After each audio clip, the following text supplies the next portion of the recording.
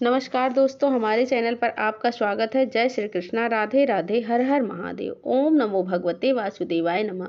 जय श्रीमन नारायण। दोस्तों आज हम सुनेंगे ज्येष्ठ मास में सुनी जाने वाली कहानियाँ। आइए सुनते हैं शिवलिंग सींचने की कहानी। भगवान भोलेनाथ की कृपा आप सब पर बनी रहे।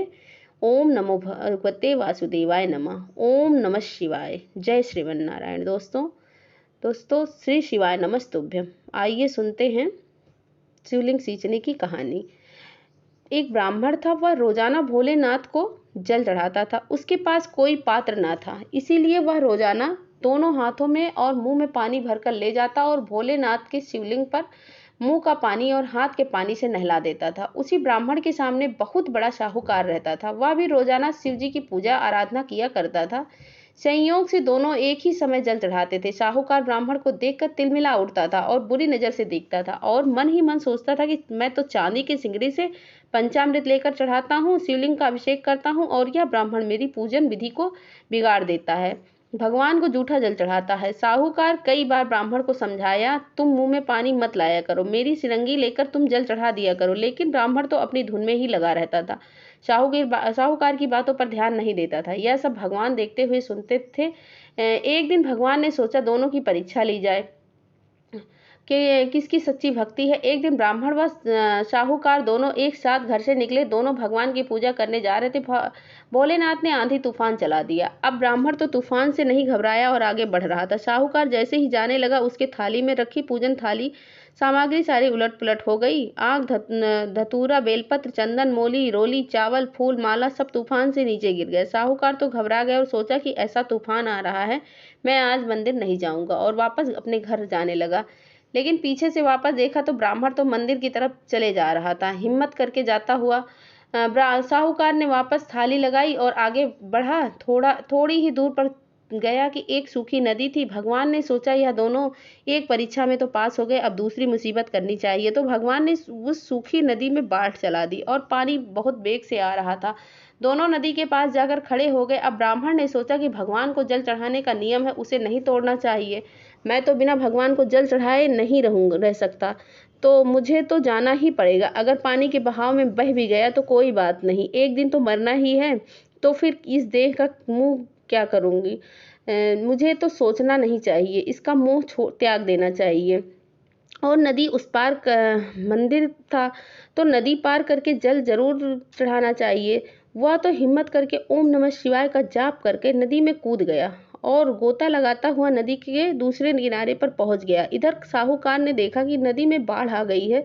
अगर मैं कूद गया तो पानी के बहाव से मैं बह जाऊंगा, जानबूझकर मौत के मुंह में क्यों जाऊं। मर गया तो पत्नी बच्चे रोते रहेंगे और सारे कारोबार समाप्त हो जाएगा। मंदिर की पूजा तो कल भी कर सकते हैं। साहूकार तो मन में सोचता हुआ वापस घर आ गया और इधर ब्राह्मण मंदिर के द्वार पर पहुंच गया। और भोलेनाथ ने सोचा कि ब्राह्मण की भक्ति तो बहुत सच्ची है और भोलेनाथ को भी मजा आने लगा। सोचते हैं कि एक परीक्षा और लेता हूँ, अगर इसके पास हो गया तो इसको दर्शन दे दूंगा। जैसे ही ब्राह्मण मंदिर के अंदर प्रवेश किया, भगवान ने मंदिर की छत से पटरियां गिराना शुरू कर दिया। अब धड़ाधड़ पटरियां गिरने लगी। ब्राह्मण ने सोचा अगर ये एक भी पटरी भगवान के शिवलिंग पर गिर गई तो मूर्ति खंडित हो जाएगी, सारी जनता पूजन करने कहाँ जाएगी। गांव में एक भी मंदिर नहीं है, दूर दूर तक कहीं भी मंदिर नजर नहीं आता है। मुझे शिवलिंग की रक्षा करनी चाहिए। ब्राह्मण तुरंत शिवलिंग के ऊपर लेट गया और सोचा मैं मर गया तो कोई बात नहीं, लेकिन भगवान शिवलिंग को कुछ नहीं होना चाहिए। वह जैसे ही शिवलिंग पर लेटा, भगवान ने तूफान रोक दिया और भोलेनाथ साक्षात दर्शन दिए। ब्राह्मण को गले लगा लिया और कहा, मांगो, तुम्हें क्या चाहिए, तुम्हारी भक्ति अति प्रसन्न हूँ। ब्राह्मण ने कहा, हे प्रभु, मुझे क्या चाहिए, मुझे तो आपके दर्शन हो गए, इससे बड़ा और क्या चाहिए। लेकिन भगवान ने जोड़ देकर कहा, नहीं ब्राह्मण, तुम्हें जो मांगना है मांग लो। ब्राह्मण ने कहा, अगर आप देना ही चाहते हैं तो केवल एक राम झारा दे दो, जिससे मैं आपको जल चढ़ा सकूं। अपनी भक्ति दे दो, जब तक जीवित रहूं सदा आपका ही गुणगान गाता रहूं, और मुझे कुछ नहीं चाहिए। भगवान ने को हंसी आ गई और बोले, ब्राह्मण तुम कितने भोले हो। ब्राह्मण ने कहा कि हे प्रभु, मनुष्य अपने जीवन में कितना भी होशियार क्यों ना हो, कितना भी धन दौलत वैभव वाला क्यों ना, मरने के बाद उसके साथ कुछ भी नहीं जाता। उसकी होशियारी चतुराई यहीं पर रह जाती है, उसके साथ केवल भगवान की भक्ति जाती है और आपके दर्शन हो गए, मेरा तो जीवन सफल हो गया। भगवान ने उसकी बातें सुनी और भगवान भोलेनाथ तो कुछ ऐसे ही हैं जो अपने भक्तों को बिना मांगे सब कुछ दे देते हैं। भगवान ने ब्राह्मण को धन दौलत वैभव आदि सब कुछ दे दिया और ब्राह्मण आशीर्वाद लेकर घर आया तो अपनी झोपड़ी खोजने लगा, लेकिन उसकी झोपड़ी नहीं मिली। उस जगह पर एक सुंदर सा महल मिला। वह खूब ठाट बाट से रहने लगा। उसके पास साहूकार से भी ज्यादा धन दौलत हो गया। साहूकार उसके सामने नहीं आता था और अपनी गलती पर पछता रहा था। भगवान भोलेनाथ ऐसी ही कृपा सबको देना, बिना मांगे सब कुछ दे देते हैं। भगवान भोलेनाथ आपने बिना मांगे ब्राह्मण को दे दिया, दर्शन दे दिया, धन दौलत वैभव दे दिया, सबको देना। ऐसे ही अपने भक्तों पर अपनी कृपा बनाए रखना। बोलिए भोलेनाथ की जय। आइए सुनते हैं पीपल सींचने की कहानी। बोलिए पीपल देव की जय। एक ब्राह्मण और एक ब्राह्मणी थे। वह रोज 7 कोस दूर गंगा जमुना स्नान करने जाते थे। रोज इतनी दूर जाने से ब्राह्मणी थक जाती थी। एक दिन ब्राह्मणी कहती है कि कोई बेटा होता तो बहू आ जाती। घर वापस आने पर खाना बना हुआ मिलता, कपड़े धुले हुए मिलते। ब्राह्मण कहता कि तूने बहुत बढ़िया बात कही है, चल मैं तेरे लिए बहू ला देता हूँ। ब्राह्मण बोला कि एक पोटली में थोड़ा सा आटा बांध ले, उसमें थोड़ी मेहर असरफी डाल ले। उसने पोटली बांध दी और ब्राह्मण पोटली लेकर चल दिया। चलते चलते कुछ दूर एक गांव में जमुना के किनारे बहुत सारी सुंदर लड़कियां मिट्टी का घर बनाकर खेल रही थी। अब शाम हुआ तो सब अपने अपने घर जाने लगी। सब ने अपना बनाया हुआ घर बिगाड़ दिया, परंतु एक लड़की बोलती है कि मैं तो अपना घर नहीं बिगाड़ूंगी, मुझे तो रहने के लिए भी यह घर चाहिए। उसकी बात सुनकर ब्राह्मण के मन पर वह लड़की छा गई। वह मन ही मन सोचने लगा कि बहू बनाने के लिए यह लड़की ठीक रहेगी। जब वह लड़की जाने लगी तो ब्राह्मण भी उसके पीछे पीछे गया। जब वह लड़की अपने घर पहुंचती है तब बूढ़ा ब्राह्मण बोलता है, बेटी जेठ का महीना चल रहा है, मैं किसी के वहाँ खाना नहीं खाता। तुम अपनी माँ से पूछो कि मेरे आटा छान कर 4 रोटी बना देगी। क्या यदि वह मेरा आटा छान कर रोटी बनाएगी तभी मैं खाना खाऊंगा। लड़की अपनी माँ को सारी बात बताती है। माँ कहती है, बेटी बाबा से कह दो कि रोटी में 4 रोटी वह भी खा लेंगे। लेकिन लड़की कहती है कि नहीं माँ, बाबा ने कहा है कि मेरे आटे छान कर बनाओगी तभी मैं खाना खाऊंगा। तब उसकी माँ कहती है, ठीक है, जा बाबा से कह दे अपना आटा दे दे। उसने अपना आटा छाना, उसमें से हीरे असरफी निकले। वह सोचने लगी कि जिसके आटे में इतनी मोहर असरफियां हैं उसके घर न जाने कितने होंगे। जब ब्राह्मण रोटी खाने बैठा तो लड़की की माँ बोली, बाबा तुम लड़के की सगाई करने जा रहे हो तो क्या? बाबा बोले, हाँ, मेरा लड़का तो काशी पढ़ने गया है, लेकिन अगर तुम कहो तो मैं कटोरे से तेरी लड़की का ब्याह कर साथ ले जाऊं। लड़की की माँ बहुत खुश हुई और उसने अपनी लड़की की ब्याह कटोरे के से कराकर विदा कर दिया। अब बूढ़ा ब्राह्मण अपने साथ घर बहू को लेकर आया। दरवाजा खटखटाया, कहा, दरवाजा खोलो, तेरे लिए बहू लाया हूँ, आकर बहू का स्वागत सत्कार कर। ब्राह्मणी बोली, दुनिया ताने मारती है, अब तू भी मारने लगे हो? हमारे तो 7 जन्म तक कोई भी बेटा बेटी नहीं होंगे तो बहू कहाँ से आएगी? ब्राह्मण बोला, अरे तू दरवाजा तो खोल। ब्राह्मणी ने दरवाजा खोला तो सामने बहू खड़ी थी। तब वह आदर सत्कार से बहू को अंदर ले गया। जब बहू ब्राह्मण और ब्राह्मणी नहाने के लिए जाया करते थे तो बहू घर का सारा काम करके रखती, खाना बनाती और सास ससुर के कपड़े धोती और रात में उसके पैर दबाती। इस तरह से काफी समय बीत जाता। सास बहू को सीख देती थी कि बहू चूल्हे का आग बुझने मत देना, मटके का पानी भी खत्म होने मत देना। एक दिन चूल्हे की आग बुझ गई। बहू भागी भागी पड़ोस के घर गई और बोली, मुझे थोड़ी सी आंच दे दो, मेरे चूल्हे की आंच बुझ गई है।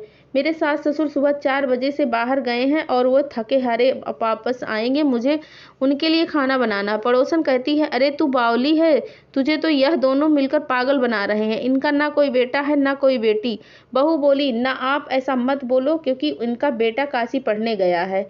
पड़ोसन फिर बोली, अरे तुझे यह लोग झूठ बोलकर इनका कोई बेटा नहीं है। अब बहू पड़ोसन की बात में आ गई और कहने लगी, अब मैं क्या करूं, आप ही बताओ। पड़ोसन कहने लगी कि करना क्या है, अब सास ससुर आए तो जली रोटी बना देना और फलूनी दाल बना देना, खीर की कलछी दाल में और दाल की कलछी खीर में डाल देना। बहू पड़ोसन की सारी बात सीख ली, अब अपने घर पर आई गई और जैसा पड़ोसन ने बताया वैसा ही उसने किया। सास ससुर घर आए तब उसने आदर सत्कार बहू ने नहीं किया, न ही उनके कपड़े धोए, सास ससुर को खाना बनाकर नहीं दिया। सास बोली, बहू यह रोटी जली क्यों है? दाल की अलनी में बहू पलट कर जवाब देती है कि आज यही खा लो। सासू जी, अगर एक दिन ऐसा खाना भी खा लोगे तो तुम्हारा कुछ नहीं बिगड़ जाएगा। मुझे तो जीवन भी अनूठी ही रहना। बहू की बातें सुनकर सास बोली कि आज तो बहू ने अच्छी सीख नहीं सीखी। अब बहू फिर से पड़ोसन के घर भागती है और कहती है कि अब आगे बताओ कि मुझे क्या करना चाहिए। पड़ोसन बोली कि अब तुम सातों कोठों की चाबी मांग लेना। अपने दिन जब सास जाने लगे तो बहू अड़ गई कि मुझे सातों कोठों की चाबी चाहिए। तो ससुर कहने लगे कि दे दो इसे चाबी, आज ही नहीं तो कल चाबी इसी को देनी है। हम आज हैं कल नहीं रहेंगे, चाबी इसे दे दो। सास ससुर के जाने के बाद बहू ने कोठे खोल कर देखे तो किसी में अन्न भरा, किसी में धन भरा, किसी में बर्तन भरे और सभी से अटूट भंडार भरे थे। जब बहू ने सातवां कोठा खोला तो उसमें महादेव जी की कृपा से गणेश जी, लक्ष्मी जी के पीपल, पथवारी, ठाकुर जी, राई, दामोदर, तुलसीदास जी, बिरला, गंगा जमुना बह रही थी। वहीं एक लड़का चंदन की चौकी पर बैठा माला जप रहा था। अब देख बहू लड़के से कहती है कि तू कौन है। लड़का कहता है कि मैं तेरा पति हूँ, दरवाजा बंद कर दे, जब मेरे माँ बाप आवेंगे तब खोलना। सारा नजारा देखकर बहू खुश हो गई और नाचने फिरने लगी। 16 श्रृंगार कर सुंदर वस्त्र पहनकर ससुर का इंतजार करने लगी। उनके लिए 36 प्रकार के पकवान बनाकर रखे। सास ससुर जब वापस आए तो उसने उनका खूब आदर सत्कार किया, उनके कपड़े धोए, उनके पैर दबाए। बहू सास के पैर दबाते हुए कहने लगी कि माँ जी, आप इतनी दूर 12 कोस यात्रा करके गंगा जमुना का स्नान करने जाती हैं, थक जाती होंगी, आप घर में क्यों नहीं नहा लेती। बहू की बात सुनकर सास कहने लगी कि भला गंगा जमुना भी घर में बहा करती हैं क्या। बहू बोली हाँ माँ जी। कहती है चलो मैं आपको दिखाती हूँ। उसने सातवां कोठा खोल कर दिखाया तो उसमें गंगा जमुना बह रही थी। 36 कोटि देवी देवता विराजमान थे और वहीं तिलक लगाकर चंदन की चौकी पर एक लड़का बैठा माला जप रहा था। ब्राह्मणी ने कहा कि तू कौन है। लड़का बोला माँ मैं तेरा बेटा हूँ। बुढ़िया फिर बोली तू कहाँ से आया है। लड़के ने कहा कि मुझे पीपल के देव ने भेजा है। बुढ़िया कहने लगी कि यह दुनिया कैसी जानेगी कि कैसे जानेगी, मेरा देवर देवरानी जेठ जेठानी अगल बगल पड़ोस कि तू मेरा ही बेटा है। बुढ़िया ने विद्वान पंडितों की सलाह लिया और बोले इस पर बहू बेटा खड़ा हो गए जाए और उस पर बुढ़िया खड़ी हो गई। जब बुढ़िया चमड़ा के बेलाज पानी हो छाती में से दूध की धार निकलने लगी, दाढ़ी मूंछ भीगे, पवन पानी से गठजोड़ बढ़े तो जाने कि यह बुढ़िया का ही बेटा है। उसने ऐसा ही किया। शाम की अंगियां फट गई, छाती में से दूध निकलने लगे और बेटे की दाढ़ी मूंछ सब भीग गई। पवन पानी से बहू बेटे के गठजोड़ बन गया। ब्राह्मण ब्राह्मणी की खुशी का पार न रहा, बहुत खुश हुए और अपने बहू बेटे को पाकर खुशी खुशी से रहने लगे। पीपल देव जैसे आपने ब्राह्मण ब्राह्मणी की पर कृपा करी वैसे ही सब पर कृपा करिए। बोलिए पीपल देव महाराज की जय। इसी प्रकार की रोचक कहानियों को सुनने के लिए हमारे चैनल को लाइक करें, सब्सक्राइब करें, कमेंट करना ना भूलें। धन्यवाद। जय श्री कृष्णा, राधे राधे, हर हर महादेव। ओम नमो भगवते वासुदेवाय नमः। जय श्रीमन्नारायण।